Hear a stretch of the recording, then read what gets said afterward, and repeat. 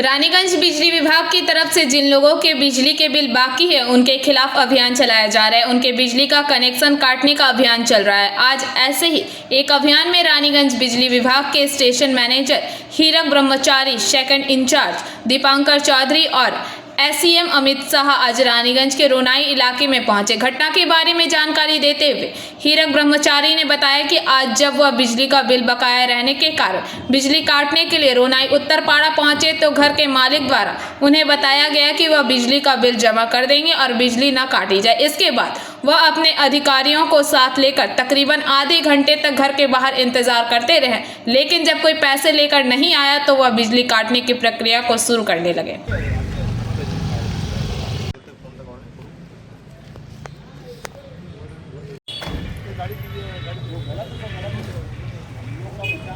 আমরা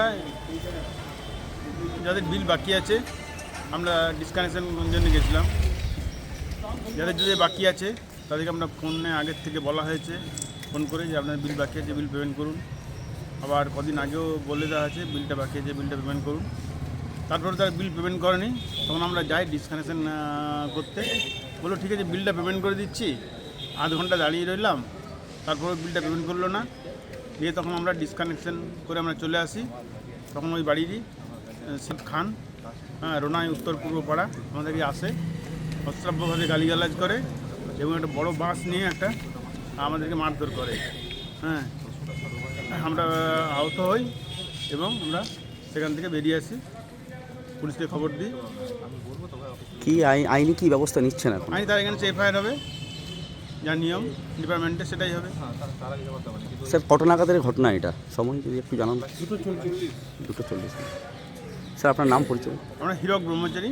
আচ্ছা, কি আপনার designation? Station manager, Raniganj customer care centre. আমরা 2:40 নাগাদ বোম্বা কলোনিতে যাই। ওখানে একজন কনজিউমার সিন্দাবাদ খান নামেন, উনি বিগত 6 মাস ধরে কোনো পেমেন্ট করেননি। সাহেব যেভাবে বললেন সেভাবে আমরা ওনাকে অনেকবার ইন্টিমেশন দিই, কিন্তু দেওয়ার পরও উনি পেমেন্টে গররাজি থাকেন। ওনার মা একটু আমাদের রিকোয়েস্ট করেন যে আপনি একটু দাঁড়ান, ছেলে পেমেন্ট করছে। আমরা আধ ঘন্টা মতো ওখানে ওয়েট করি, দিয়ে যখন পেমেন্ট হয় না তখন আমরা লাইনটা কাটি।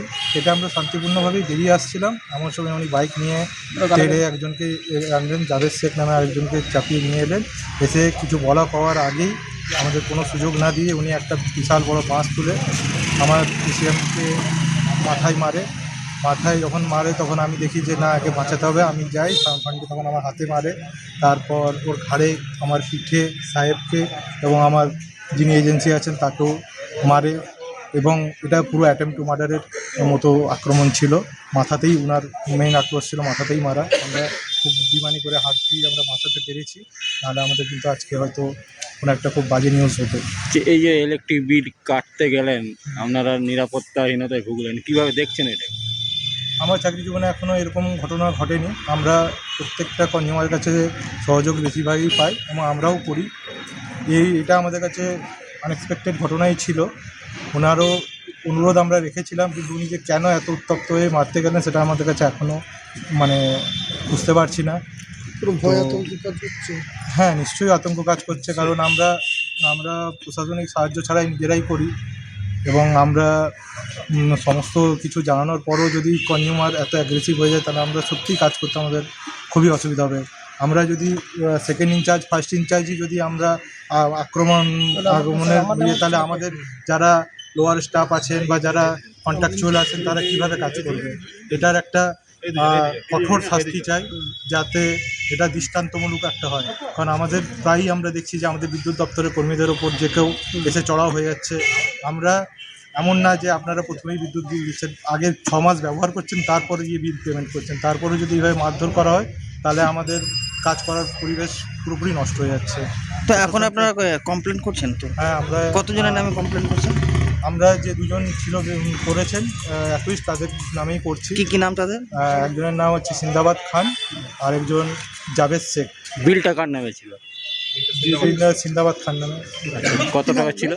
আমার নাম দীপঙ্কর চৌধুরী, সেকেন্ড ইনচার্জ রানীগঞ্জ। কত টাকা ছিল বিল? 21,000 টাকা। रानीगंज में इतने लग्जरी रूम, वो भी इतने कम प्राइस में। सो मैं बात कर रही हूँ रानीगंज के NSD रोड में लोकेटेड होटल अतिथि इन के बारे में। यहाँ पे आपको फैमिली, फ्रेंड्स और कॉर्पोरेट के लिए रूम्स मिल जाएंगे, वो भी सिर्फ 1500 स्टार्टिंग प्राइस में। यहाँ पे आपको super deluxe room, Dulux room, regular room के साथ साथ प्योर वेज रेस्टोरेंट, जहाँ से आप अपने रूम तक टेस्टी फूड ऑर्डर्स कर सकते हैं। ये होटल हाइजीनिक और क्लीन होने के साथ साथ 27 हेल्पिंग फैसिलिटी भी देती है। High speed wifi, TV with fully AC interior, 24/7 room service, good ambience, clean cupboards, separate geyser facilities, clean washrooms, smoking area. अगर आपका भी प्लान है रानीगंज में स्टे करने के लिए, तो आपके लिए ये एक अच्छा ऑप्शन हो सकता है। आप यहाँ पर रूम ऑनलाइन प्लेटफॉर्म मेक माई ट्रिप से भी बुक कर सकते हैं। अगर आप मेरी वीडियो दिखाते हैं तो आपको मिलेगा एक्स्ट्रा 20% ऑफ। अतिथि इन होटल आपको रानीगंज स्टेशन से 5 मिनट वॉकिंग डिस्टेंस पे मिल जाएगा। और इन्फॉर्मेशन के लिए आप इन्हें कॉल भी कर सकते हैं। Thank you for watching.